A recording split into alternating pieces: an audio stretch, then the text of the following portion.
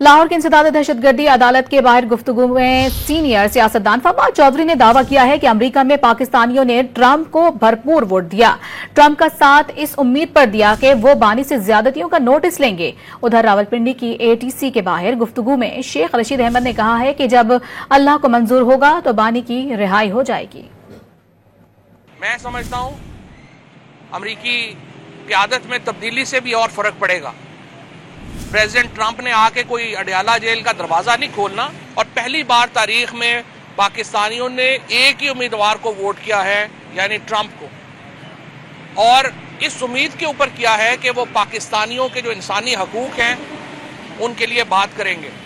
इस उम्मीद के ऊपर पाकिस्तानियों ने रिपब्लिकन कैंडिडेट को वोट किया है कि वो पाकिस्तान के अवाम की जो कैद व बंद है, इमरान खान की जो इस वक्त उनके साथ जो ज्यादतियां हो रही हैं उसको वो नोट करेंगे। देखें, इमरान खान की रिहाई जब अल्लाह को मंजूर होगा उसी वक्त होगी। उससे पहले डेटे जो दे रहे हैं वो नजूमी होंगे, लेकिन अल्लाह को पता कब उसकी रिहाई होगी।